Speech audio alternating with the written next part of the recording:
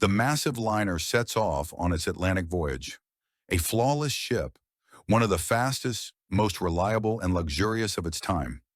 On board, nearly 2,000 people, from ordinary third-class passengers to members of American and European elites. But for many of them, this journey will be their last. The giant, seemingly unsinkable liner will sink, taking over 1,000 lives with it. It's the middle of the 1910s. But this is not the story of the Titanic. Not a single word or archival frame is related to the most famous maritime disaster. Moreover, the sad fame of the Titanic is possibly one of the reasons why the tragedy of the Lusitania is not widely known. The sinking of the Lusitania was just as dramatic and in some ways even more terrifying. Passengers of the Titanic were unaware of the iceberg, the flaws in the ship's design, and the lack of lifeboats. But some of those who boarded the Lusitania before its fateful voyage knew they were embarking on a deadly dangerous journey. After the sinking of the Titanic in 1912, many safety measures were revised. However, just 3 years later, the world was shaken by a new tragedy.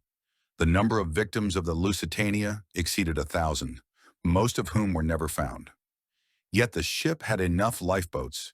Its design had been tested on hundreds of Atlantic crossings, and icebergs posed no threat. So what happened? This is the story of the sinking of the Lusitania. If you've never heard of the sinking of the Lusitania, this will be an exciting video. If you generally know what happened, it will be even more interesting, because I'll share many little-known details that make this story truly epic.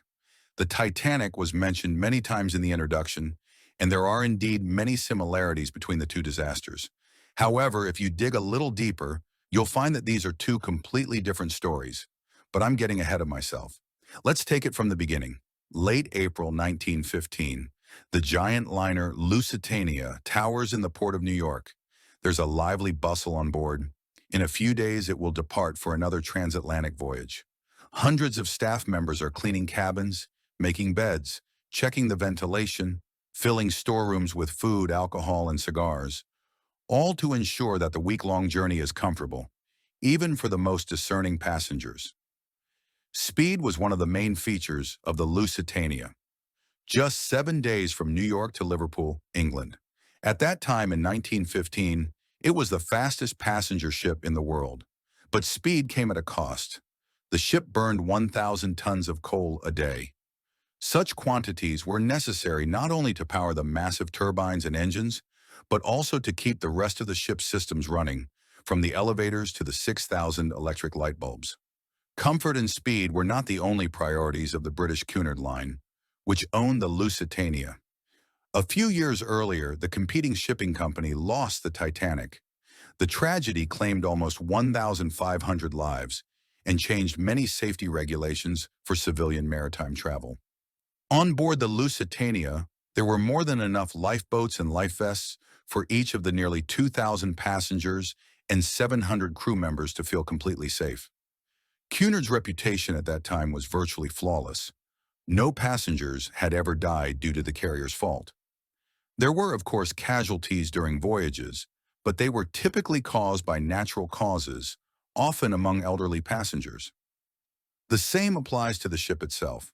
The Lusitania was scheduled to embark on its 202nd Atlantic crossing on May 1, 1915.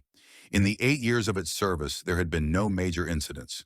A great ship needs a great captain, and at Cunard, 58-year-old William Turner was considered the best in managing ocean liners. 5 years earlier, he set the record for the fastest transatlantic journey aboard the Lusitania's sister ship. He worked his way up from a cabin boy to managing the company's largest passenger liners. Along the way, Turner had a few minor accidents, but such things happen to all captains, even the best ones. An interesting fact about Captain Turner's reputation is that just a few days before the final voyage, he was giving testimony in court. Relatives of Americans who perished on the Titanic were attempting to receive a larger compensation from the ship's owners, the White Star Line. William Turner was brought in as an expert witness. In 1912, Turner had been in charge of the Mauretania and crossed the Atlantic just 2 days after the Titanic tragedy. Upon receiving the iceberg warning, Turner altered the ship's course, and in court, he stated that, in his opinion, The Titanic captain had made a mistake by sailing at high speed through an iceberg-prone area. The middle-class elites and more modest passengers of the Lusitania could be sure of both their captain and their ship. Of the nearly 1,300 ticket holders, the majority, more than 900, were British, around 200 were American, and the third largest group was subjects of the Russian Empire, 70 people. Alongside the Titanic, the Lusitania was one of the most luxurious liners of the early 20th century. The ship's departure from port gathered not only passengers, but also their families, friends, casual onlookers, and members of the press. It was a time when the departure of large ships became a major event, partly due to the status of first-class travelers. Among the wealthiest and most famous passengers was Alfred Vanderbilt, the young heir to an incredibly wealthy American dynasty. Alfred is also known for being part of the Club of Incredible Luck. Along with J.P. Morgan, Theodore Dreiser, and other important figures, he had canceled his plans to sail on the Titanic at the last moment. This time, however, he boarded the Lusitania. Vanderbilt rented one of the ship's most luxurious cabins, worth several tens of thousands of dollars in today's money. Also aboard were the famous American writer of the time, Albert Hubbard, who was traveling with his wife, and the wealthy developer Orlean Hammond. The well-known bookseller Charles Lariat was carrying with him a rare edition of a Dickens novel, along with several valuable illustrations for it. At the time, without the internet or television, books and their sales were a profitable business, and rare editions could be worth a fortune. The Lusitania also had many families with children. Around 100 young passengers were aboard on the first day of May. Just before departure, several dozen passengers from another ship, the Cameroonian, whose voyage had been canceled, transferred to the Lusitania. The new passengers were mostly pleased with the switch. The Lusitania was a luxury ship, and everything on board, from the cabins to the public spaces and the menu, surpassed most other passenger vessels. After a slight delay due to the unexpected addition of new passengers, the liner finally set sail. Passengers waved joyfully at cameras and people on the shore. The festive atmosphere is mixed with the thick smoke rising from the ship's giant funnels. The only thing that dampens the mood for some Lusitania passengers is a newspaper announcement placed by the German embassy in the U.S. Germany had declared the area around the British Isles a war zone and warned that all ships under the flag of Britain and its allies could be attacked. The thing is, Europe had been in the midst of a great war for almost a year by that time. In early summer 1914, Europe was still living a quiet, peaceful life. Newspapers printed social columns discussing the upcoming vacations of royal families and aristocrats. It seemed that war was a distant prospect. However, the roots of the crisis had been building for years. Conflicts of interest in various parts of Europe, tense relations, and an arms race between Britain and Germany. Yet both ordinary people and many in power across European nations naively believed that a real conflict wouldn't occur. It seemed that such times were long past and that the economic and cultural ties between countries were too strong to allow a large-scale war. However, history had other plans. In late June 1914, the Austrian Archduke Franz Ferdinand was assassinated in Sarajevo. This event formally marked the beginning of the global war, which at that time no one had yet named World War I. The history of World War I could take hours to recount, but we need to understand a few key points. By the time the Lusitania departed from the port of New York in May 1915, the war was already in full swing in Europe, with many countries involved. The main opponents were Germany and Britain, while the United States maintained neutrality. Formally, the passenger liner Lusitania was leaving a peaceful country to enter a war zone. Was this a surprise for the passengers? Of course not. Were they worried about it? Yes, but not critically. This is confirmed by the following fact. The ship was nearly full, with only a few first-class cabins left available. The war had been ongoing for some time, and passenger liners regularly sailed between Britain and the U.S. At the same time, a real new threat existed for ships in British waters: submarines. Before World War I, few saw them as a serious military force, as the main focus was still on warships. However, opinions gradually changed. Submarines were adopted by both the British and the Germans. After destroying several British warships at the beginning of the war, Germany truly realized their potential. The Germans could target not only military ships, but also cargo vessels, which was especially painful for Britain as an island nation dependent on maritime trade for importing goods, including food and weapons. Therefore, Germany's decision in the spring of 1915 to declare the waters around Britain a war zone and attack all ships that could assist the enemy seemed entirely logical. Cruel, but logical. British submarines were also active, but unlike the Germans, who destroyed cargo ships, the British mostly engaged in intercepting enemy vessels. It seemed that the threat to the Lusitania passengers was clear. Formally, the Germans threatened not only military and cargo ships, but also passenger vessels that could be converted into warships or carry military cargo. So why did only a few people decide not to board the ship after reading the submarine warning in the newspaper? That is a very good question, and there are several answers to it. Firstly, there was an unwritten rule of war that attacking ships with civilian passengers was against the rules. Originally, this rule applied to merchant ships as well, but during the course of the war, the Germans quickly forgot it when they began destroying cargo vessels. Secondly, Germany was clearly not interested in sinking a ship with American citizens on board, as this could lead to the United States abandoning its neutral status, and Germany would have one more powerful enemy. Thirdly, many Lusitania passengers believed that their safety in British waters would be guaranteed by the British military vessels. To some extent, the owners of the liner, the British company Cunard, relied on this as well. And finally, fourthly, it's hard to say how much closer the submarines of the time were to being tin cans or modern submarines. We will discuss the construction of submarines of that time in more detail later, but for now it's enough to know one fact. A ship like the Lusitania could reach speeds of up to 45 kilometers per hour. By comparison, the maximum speed of the most advanced submarines of the period was almost half that. So if a submarine was spotted, which wasn't that difficult, the ship could simply outrun it. Moreover, it even had enough speed to dodge a torpedo. Thus, neither the Cunard employees, nor Captain Turner, nor the passengers of the Lusitania in general had much reason to be concerned. While news about submarines was increasingly appearing in newspapers, reporters were asking passengers questions. For example, before departure, they asked Alfred Vanderbilt if he would be as lucky as his predecessors on the Titanic. The heir simply smiled in response, and Captain Turner, upon hearing this conversation, remarked that Lusitania being attacked by a torpedo is the best joke he's heard.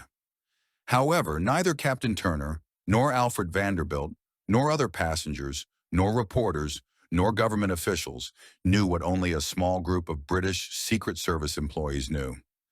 They had intercepted messages from German warships and submarines.